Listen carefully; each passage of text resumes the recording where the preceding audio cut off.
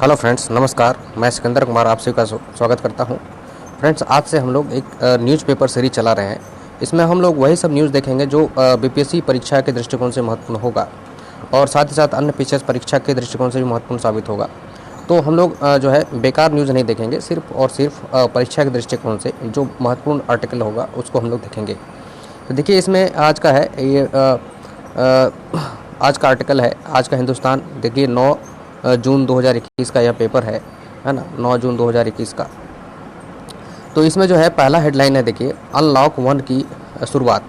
बिहार सरकार, नीतीश कुमार की सरकार ने 9 से 15 जून तक के लिए जो है अनलॉक 1 की शुरुआत कर दी है। मतलब लॉकडाउन लगभग अंशतः समाप्त कर दी है। और जो है तो इसमें क्या क्या है कि इसमें कहा गया है कि नाइट कर्फ्यू 7 से, है ना, शाम 7 बजे से सुबह 7 बजे तक नाइट कर्फ्यू लगे रहेंगे।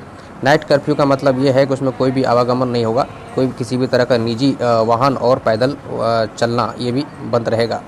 निजी व सरकारी दफ्तरों में 50% कर्मचारी आएंगे, है ना। निजी कार्यालय और सरकारी दफ्तर जो भी होंगे उसमें सिर्फ 50% कर्मचारी के साथ वो चलेंगे। राज्य में निजी वाहनों से यात्रा पर लगी रोक हट गई। लॉकडाउन के दौरान जो है निजी वाहनों पर जो रोक लगी हुई थी उस पर अब जो है अब रोक हट गई है। अब वो कोई भी लोग जो है दिन के समय में शाम के 7 बजे तक में वो आ जा सकेंगे, है ना। 7 बजे के बाद नाइट कर्फ्यू हो जाता है, इसलिए 7 बजे के बाद वो पाबंदियाँ होगी।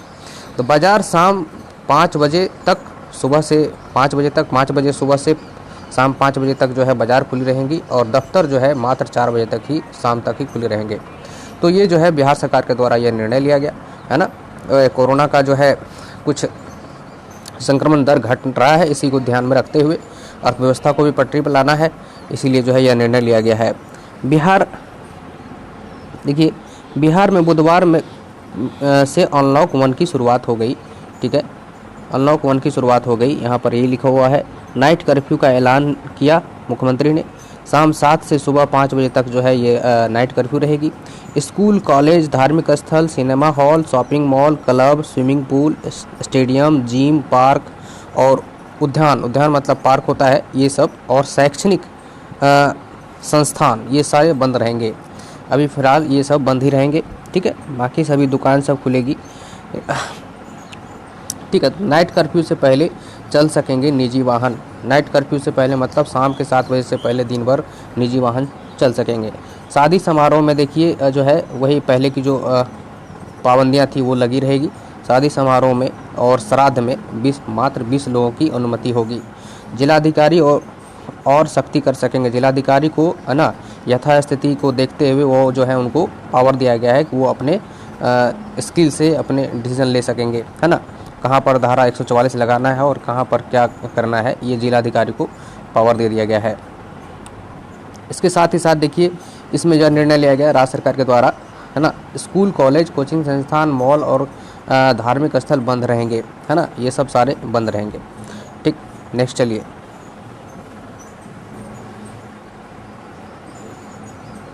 शर्त नहीं मानने वाले दुकानदारों पर कार्रवाई होगी। इस तरह के अनलॉक 1 का जो शर्त है इसको नहीं मानने वाले पर कार्रवाई होगी। ये सहूलियत जारी रहेंगी। और भी सहूलियत है कुछ जो है अनलॉक 1 के तहत, पेट्रोल पंप, एलपीजी, पेट्रोलियम संबंधित, है ना, ये सब जो है आपका खुदरा एवं भंडारण प्रतिष्ठान, कोल्ड स्टोरेज, वेयर हाउस सेवा, निजी सुरक्षा सेवा पर रोक नहीं है। ठेले पर फल सब्जी घूम कर बेचे जा सकते हैं और मालवाहक वाहन 24 घंटे चलते रहेंगे। हवाई या रेल यात्री की यात्रा के लिए निजी वाहनों का परिचालन होगा। अगर आप रेल का टिकट है आपके पास तो आप निजी वाहन का कभी भी रात में भी आ जा सकते हैं, 7 बजे के नाइट कर्फ्यू के दौरान भी। हवाई टिकट है तो आप नाइट कर्फ्यू के दौरान भी निजी वाहनों का प्रयोग करके आ सकते हैं, एयरपोर्ट वगैरह जा सकते हैं। औद्योगिक विनिर्माण कार्य से संबंधित प्रतिष्ठानों में काम होगा। औद्योगिक मतलब इंडस्ट्री वगैरह में, फैक्ट्री वगैरह काम चलता रहेगा। निर्माण कार्य जारी रहेंगे। ई कॉमर्स से जुड़ी गतिविधियां चलती रहेगी, है ना। ई मार्केटिंग जो होता है, अमेजन और फ्लिपकार्ट वगैरह, जो ये गतिविधियां चलती रहेगी। कृषि से जुड़े कार्य पर रोक नहीं होगी।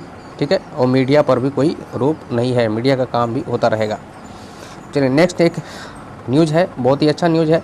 इस बार जो है ग्राम पंचायतों का, पंचायती राज और नगर सरकार का जो है चुनाव होने वाले थे, उसका कार्यकाल समाप्त हो गया था। तो इस बार जो है मंत्रिमंडल, राज्य सरकार के मंत्रिमंडल ने, है ना, बिहार मंत्रिमंडल ने फैसला लिया है कि प्रखंड प्रमुख, मुखिया व सरपंच होंगे परामर्श समिति के अध्यक्ष।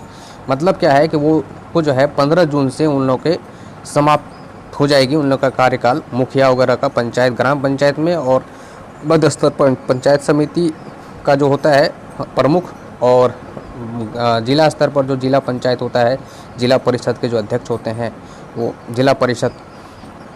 तो ये सब का जो है वो लोग का जो कार्यकाल समाप्त हो जाएगा। लेकिन फिर भी कार्य कैसे होगा, तो कार्य करने के लिए जो है इसमें एक समिति बनाया गया, परामर्शी समिति बनाया गया है। तो परामर्शी समिति के अंतर्गत जो है प्रखंड प्रमुख, मुखिया व सरपंच होंगे परामर्श समिति के अध्यक्ष। मतलब क्या है कि पंचायत स्तर का अगर परामर्श समिति होगा तो उसमें मुखिया अध्यक्ष होगा, और ग्राम कचहरी वाला होगा तो सरपंच होगा, और पंचायत समिति स्तर का होगा तो प्रखंड प्रमुख उसका समिति का अध्यक्ष होगा। ठीक है, तो ये होगा। और भी लोग उनमें शामिल होंगे। ग्राम पंचायत और ग्राम कचहरियों में 16 जून से परामर्श समितियों के हवाले होगी यह पंचायती राज। ठीक है, उसके बाद जो है इसमें और भी अन्य अधिकारी जिनके सराह पर अधिकारी काम करेंगे। ठीक है, अधिकारी काम करेंगे। मुखिया, प्रमुख, सरपंच और जिला परिषद अध्यक्ष को रखा गया है इसमें। ठीक है, निर्वाचित प्रतिनिधियों के अधिकार, कर्तव्य और भत्ता आदि आगे मिलते रहेंगे। ठीक है, इस तरह से जो है ये निर्णय लिया गया। 16 जून से गठित त्रिस्तरीय ग्राम पंचायतें और ग्राम कचहरी जो है भंग हो जाएगी। 16 जून से 15 जून को ही ये भंग हो जाएगा। ठीक है, तो भंग होने के बाद मतलब इसका कार्यकाल पूरा हो जाएगा। तो तभी तो चुनाव हुआ नहीं है पैंडेमिक को लेकर के, इसीलिए जो है ये इसकी कैसे चलेगी ये पंचायती राज, तो इसमें परामर्शी समिति के माध्यम से चलेगी। परामर्शी समिति में अध्यक्ष उसी को बनाया गया जो वर्तमान में मुखिया है, वर्तमान में सरपंच है, वर्तमान में प्रमुख है। हर स्तर का जो है वो अपना प्रमुख होंगे, पंचायत समिति स्तर का, है ना, मुखिया होंगे, ग्राम पंचायत स्तर का अध्यक्ष होंगे। परामर्शी समिति का काम करेगी ये लोग। और अपर मुख्य सचिव अमृत लाल मीणा ने यह बात कही।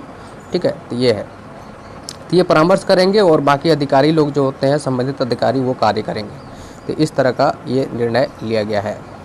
देखिए, कोरोना मृतकों के परिजनों के अनुदान को 300 करोड़ की स्वीकृति कैबिनेट की मीटिंग में लिया गया। 300 करोड़ की स्वीकृति कैबिनेट की बैठक में ली गई, है ना। कोरोना से जो कोरोना मृतक के परिजनों के अनुदान को 300 करोड़ की स्वीकृति मिली है। इसमें जो है 4-4 लाख रुपए अनुदान के रूप में भुगतान किया जाएगा जो है राज्य सरकार की तरफ से। ठीक है, उसके बाद देखिए, सांसद और विधायक भी अब होंगे समिति सदस्य।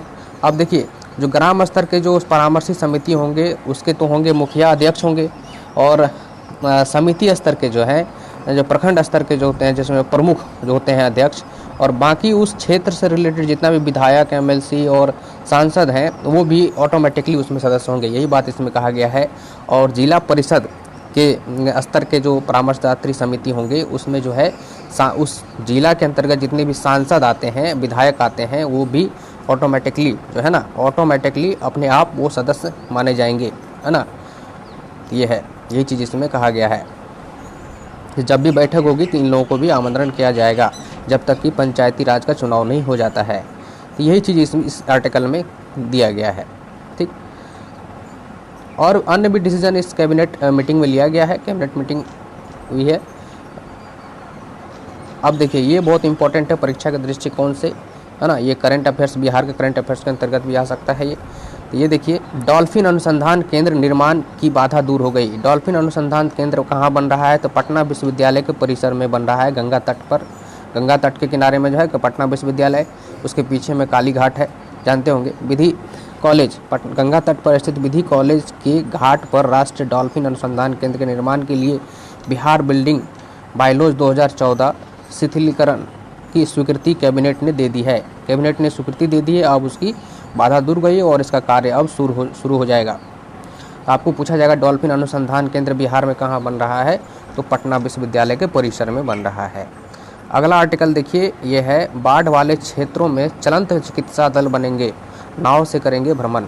ठीक है, तो चूँकि बाढ़ बिहार का जो उत्तरी हिस्सा होता है वो मैक्सिमम जो होता है वो बाढ़ से प्रभावित क्षेत्र होता है, और हर बार बाढ़ का सामना करना पड़ता है। खास करके कोसी वाला रीजन में कोसी का प्रकोप होता है बाढ़ में। तो ये बाढ़ वाले हर बाढ़ आने से पहले मानसून जब इन कर जाती है तो वहाँ पर बिहार सरकार के द्वारा बाढ़ को चिंता जताते हुए जो है इस पर समीक्षा की जाती है। ठीक है, तो इसमें जो है बाढ़ वाले क्षेत्रों में चलंत चिकित्सा दल बनाने का निर्णय लिया गया कैबिनेट में।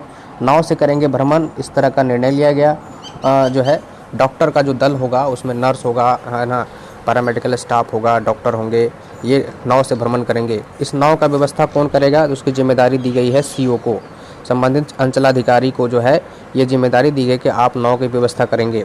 और उस बोट में जो है एनडीआरएफ, एसडीआरएफ जवान भी तैनात किए जाएंगे।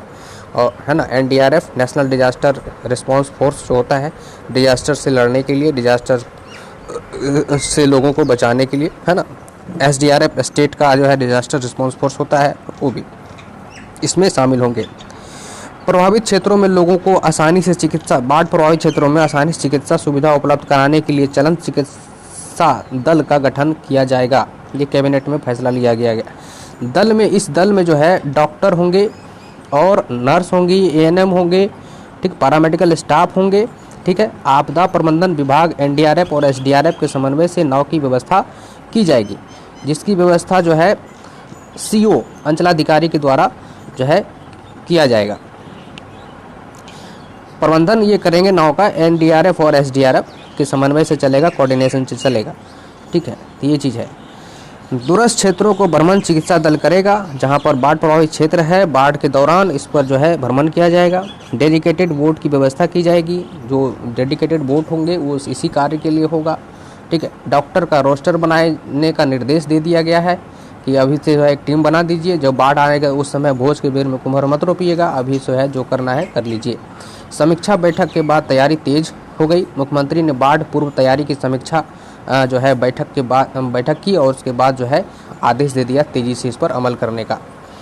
अब देखिए एक और खबर है, बाबा रामदेव से रिलेटेड है। बाबा रामदेव ने अभी विवाद वाला एक स्टेटमेंट दे दिया था, वो जो है एलोपैथिक पर, साइंस पर जो है के खिलाफ बोलने के कारण जो है डॉक्टरों का मजाक उड़ाया था उन्होंने क्या कहा था कि एलोपैथी के खिलाफ बोलने और डॉक्टर का मजाक उड़ाने से संबंधित वीडियो वायरल हो गया था उनका। तो जो है उनमें जो है इसी आरोपों को ध्यान में रखते हुए रामदेव पर इंडियन मेडिकल एसोसिएशन जो है पूरे भारत में जो है जितने भी डॉक्टर होते हैं वो डॉक्टर का एक एसोसिएशन है, ठीक है ना, बहुत बड़ी संस्था है। IMA ने पटना में केस दर्ज करवाया। राजधानी के पत्रकार नगर थाना, वहाँ पर है पत्रकार नगर है, वहाँ पर एक थाना है, उसमें केस दर्ज हुआ है। केस नंबर है 317-21 के तहत बाबा रामदेव पर देखिए कितना धारा लगाएगा, 186, 188, 200 इतना धारा, ये धारा जानना जरूरी नहीं है। सबसे मेन धारा जो है लगा है वो देखिए डिजास्टर मैनेजमेंट एक्ट 2005 लगा, ठीक है, और 3 एपिडेमिक, है ना, डिजीज एक्ट के तहत FIR दर्ज की गई है। केस बिहार शाखा के मानद राज्य सचिव डॉक्टर सुनील कुमार के बयान पर दर्ज किया गया, है ना। तो इस तरह से जो है IMA के ये हैं सुनील कुमार, IMA के सदस्य हैं, इन्हीं के बयान पर दर्ज किया गया, ठीक है, इन्हीं के द्वारा दिया गया पिटीशन। आधुनिक चिकित्सा विज्ञान और पद्धति के प्रति आम लोगों के मन में भ्रम पैदा करने को लेकर के यह केस दर्ज हुआ है। बाबा रामदेव जो है लोगों के मन में एक भ्रम पैदा कर दिया कि जो है, और एलोपैथिक और साइंस और विज्ञान के प्रति जो है लोगों में भ्रम पैदा करने के कारण जो है इस तरह का केस दर्ज किया गया है।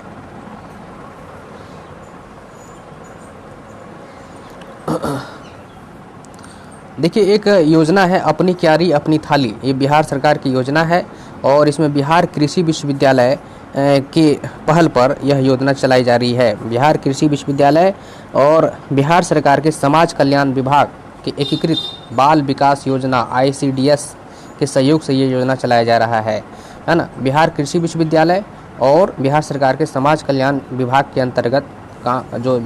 अंतर्गत जो बाल विकास योजना है उसी के सहयोग से यह योजना चलाया जा रहा है। अपनी क्यारी अपनी थाली, इसमें बस यही है कि जैसे आंगनवाड़ी केंद्र है, स्कूल है में जो स्कूल में जो मिड डे मील चलता है तो उसमें जो है अपनी क्यारी में ही अपनी कुछ सब्जी उगाना, फल फूल उगाना, ये सब है इस योजना के तहत। खास करके मशरूम उगाना, मशरूम के लिए जो है ये योजना है, अपनी क्यारी अपनी थाली, मशरूम उगाने के लिए। तो ये अभी जो है बिहार में कुल 4 जिले में ये चलाया जा रहा है ना, और बाद में जो है और भी अन्य जिलों में इसको चलाए जाने की निर्णय ली गई है। ये सफल रहा है यही चीज़ इसमें कहा गया है। योजना की मिली अंतर्राष्ट्रीय पहचान, अंतर्राष्ट्रीय स्तर पर भी इसकी जो है बहुत बड़ा जो है ये मिल रहा है, रिस्पॉन्स मिल रहा है इस योजना के बारे में। बिहार कृषि विश्वविद्यालय ने कृषि प्रसार के क्षेत्र में कई नवाचार को अपनाया है। विश्वविद्यालय की अपनी क्यारी अपनी थाली योजना ने कोरोना काल में बच्चों को कुपोषण दूर करने में काफ़ी मदद की है। चूँकि मशरूम में प्रोटीन होता है तो बच्चों को प्रोटीन की उपलब्धता होगी तो कुपोषण भी दूर होगा। जो भारत में जो भारत के साथ साथ बिहार में जो कुपोषण का शिकार बच्चा बहुत ज़्यादा अधिक होता है, इसलिए कुपोषण से बचाना जो है बहुत ज़रूरी है। इसलिए जो है मशरूम है ना, मशरूम को उगाने के लिए और बच्चों को पोषण युक्त प्रोटीन युक्त खाना देने के लिए क्यारी अपनी थाली योजना चलाई गई है बिहार सरकार और बिहार कृषि विश्वविद्यालय के द्वारा। कुपोषण से लड़ाई में कृषि जो है अधिकारियों की भूमिका तय कर दी है।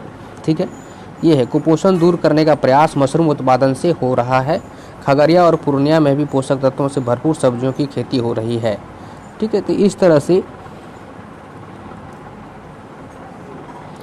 अगला है देखिए, एक है बापू को ट्रेन से धक्का देने की घटना के 128 साल पूरे हो गए। अब जानते हैं जब बापू साउथ अफ्रीका में रह रहे थे, दक्षिण अफ्रीका में, तो वहाँ पर जो है पीटर मैरिट्सबर्ग एक स्थान है, पीटर मैरिट्सबर्ग में वो जब क्लास 1 में जो चढ़ गए थे ट्रेन के क्लास 1 में, तो उसमें जो है उससे उनको काले होने के नाते रंग भेद के आधार पर जो है अंग्रेज़ों ने, वहाँ पर अंग्रेज़ों का भी शासन था उस समय, तो अंग्रेज़ों ने जो है इनको ट्रेन से फेंक दिया था। तो ये पीटर मैरिट्सबर्ग स्थान था, ये ध्यान रखिएगा। ये 128 साल पूरा हो गए क्योंकि ये घटना हुई थी, इसी दिन हुई थी 7 जून 1893 को ये घटना हुई थी, 7 जून 1893 को। तो पीटर मैरिट्सबर्ग गांधी स्मारक समिति है वहाँ पर, जो प्रत्येक वर्ष गांधी जी की इस दिवस को मनाया जाता है याद के रूप में, है ना। और गांधी जी के जो दर्शन रहे हैं उस दर्शन को जो है लोग आत्मसात करते हैं, उनको प्रचार प्रसार करते हैं। ये पीट्स मैरिट्सबर्ग गांधी स्मारक समिति, तो वहाँ पर है जो ये मनाया गया है। चलिए, न्यूज़ में आया था तो बता दिए। एक चीज़ और है देखिए, अपोलो मिशन में इस्तेमाल कैमरे का लेंस नीलाम होगा। देखिए ये नासा का प्रोजेक्ट था और वो चंद्रयान में जो है अपोलो मिशन था नासा का। अपोलो मिशन किसका था? नासा का था। और ये 1966 ईस्वी में नासा जो है अपोलो मिशन भेजा था चंद्रमा पर। और चंद्रमा को खोज करने के लिए जो कैमरा लगाया गया था जर्मन कंपनी के द्वारा ये कैमरा बनाया गया था। और कैमरा का जो लेंस था वो अंधेरा में भी फ़ोटो खींच सकता था। अब वो अपोलो के साथ जो वो कैमरा गया था वही कैमरा का 12 जून को लगेगी इसकी बोली, यह जो है नीलाम होगा। अब नीलामी में इस कैमरा का लेंस का लगभग 1.5 सैकड़ा हज़ार 10,000 लाख 1 लाख यूरो करीब इसका जो है कीमत लगाया जा रहा है। लगभग 88,99,465 रुपये से अगर तुलना करें तो में बिकने की उम्मीद है, नीलामकर्ताओं द्वारा जताई गई है इसका उम्मीद, है ना। तो ये चीज़ है। तो बस आज के न्यूज़पेपर में परीक्षा के दृष्टिकोण से इतना ही आर्टिकल है। फिर कल के न्यूज़पेपर में हम लोग देखेंगे क्या महत्वपूर्ण है वो हम लोग देख लेंगे। थैंक यू, धन्यवाद। अगर ये सीरीज़ अच्छा लगता हो तो रिस्पॉन्स कमेंट करिएगा, चलाएंगे, नहीं तो फिर कोई बात नहीं, कुछ दिन चला करके फिर इस सीरीज़ को बंद कर देंगे। अगर ये अच्छा लगता है, चूँकि है क्या कि देखिए बीपीएससी परीक्षा के लिए पेपर को पढ़ना भी जो है बहुत ज़रूरी है, पेपर का अध्ययन भी होना बहुत ज़रूरी है न्यूज़पेपर का, है ना। तो ये सब कुछ न्यूज होता है जो अपना कम से कम बिहार से रिलेटेड और इंडिया से रिलेटेड राष्ट्रीय स्तर और राज्य स्तर का जो है कुछ महत्वपूर्ण न्यूज़ को ज़रूर देख लेना चाहिए। तो चलिए ठीक है,